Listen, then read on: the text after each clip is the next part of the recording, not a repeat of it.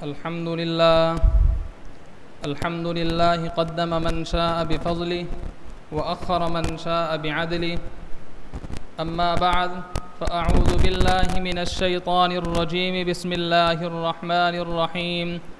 رضي الله عنهم ورضوا عنه. وقال النبي صلى الله عليه وسلم: الحسن والحسين سيدا شباب أهل الجنة، أو كما قال عليه الصلاة والسلام. سامعین محترم، محرم الحرام کا مہینہ چل رہا ہے اور اس مہینے کے اندر دو بہت بڑی عظیم ہستیوں کی شہادت ہوئی. ان میں سے ایک مراد رسول، سسر رسول، داماد علی، خلیفہ ثانی حضرت عمر فاروق رضی اللہ تعالی عنہ ہیں کہ جن کی شہادت یکم محرم الحرام کو ہوئی. اور دوسری ہستی وہ نواس رسول، جگر گوشہ بطول، ابن علی شیر خدا، جنتی نوجوانوں کے سردار حضرت سیدنا حسین رضی اللہ تعالی عنہ ہیں کہ جن کی شہادت 10 محرم الحرام کو ہوئی.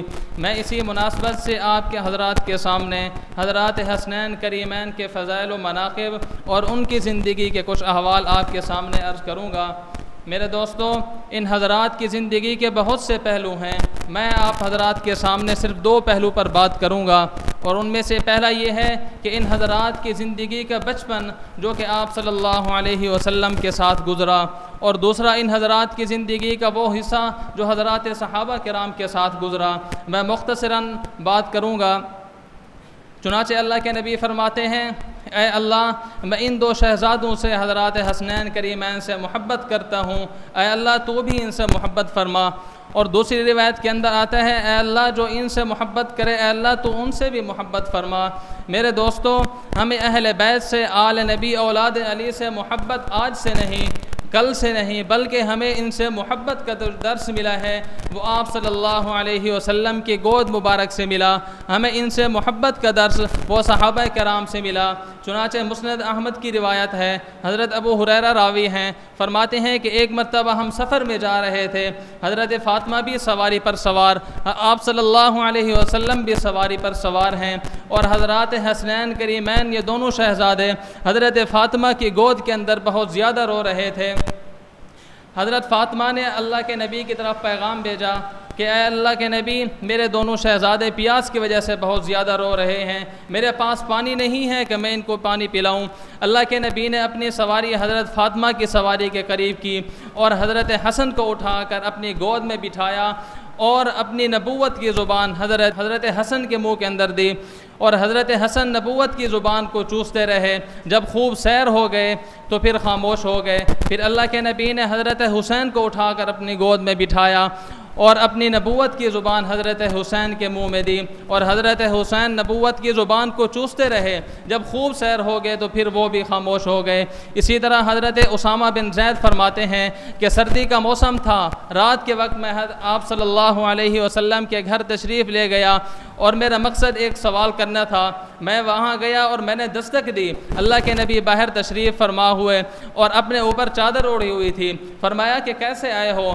تو میں نے کہا کہ میں آیا تو تھا سوال پوچھنے کے لیے، لیکن مجھے اب سوال بھول گیا ہے، لیکن مجھے آپ کو دیکھ کر تعجب ہو رہا ہے کہ اب اس وقت آپ مجھے کچھ زیادہ موٹے لگ رہے ہو، دن کے وقت اتنا نہیں تھے، اس کی کیا وجہ؟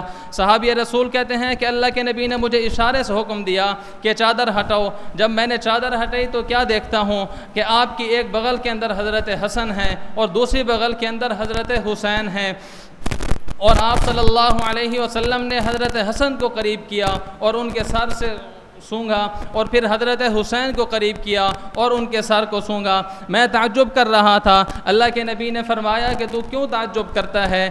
ہما ریحانتا یا من الدنیا، کہ یہ تو میرے دنیا کے پھول ہیں. یعنی جب تم لوگوں کو خوشبو کی ضرورت پڑتی ہے تو تم پھول کو سونگتے ہو، اور جب مجھے خوشبو کی ضرورت پڑتی ہے تو میں اپنے ان 2 پھولوں کو سونگتا ہوں.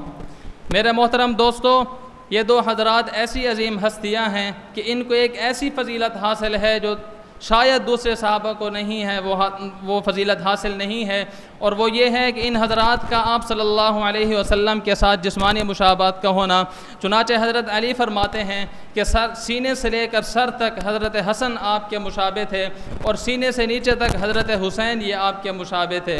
میرے دوستو، یہ ایک ایسی فضیلت ہے جو شاید باقی تمام صحابہ میں سے کسی کو بھی حاصل نہیں ہے۔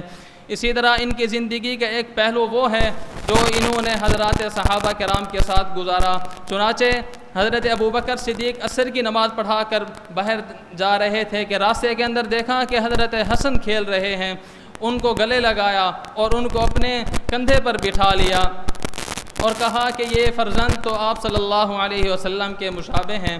اسی طرح حضرت حسین ایک مرتبہ کسی جنازے پر گئے، واپسی پہ آئے تو تھکاوٹ کی وجہ سے درمیان میں بیٹھ گئے تھکاوٹ دور کرنے کے لیے۔ حضرت ابو ہریرہ نے اپنی چادر اٹھائی اور اپنی چادر سے حضرت حسنین رضی اللہ تعالی عنہ کے قدم مبارک سے گرد و غبار کو دور کرنے لگے، تو حضرت حسین نے روکا تو حضرت ابو ہریرہ فرمانے لگے کہ مجھے مت روکو، کیونکہ آپ کے جو فضائل مجھے معلوم ہیں اگر باقی صحابہ کو معلوم ہو جائیں تو وہ آپ کو اپنی گردنوں پر اٹھا لیں۔ تو یہ تھے حضرات صحابہ کرام کے جنہوں نے ہمیں اہل بیت سے محبت کر کے بتایا۔ دعا ہے اللہ رب العزت سے کہ اللہ تبارک و تعالی ہمیں اہل بیت سے، آل نبی، اولاد علی سے سچی محبت نصیب فرمائے۔ وآخر دعوانا ان الحمد للہ رب العالمین۔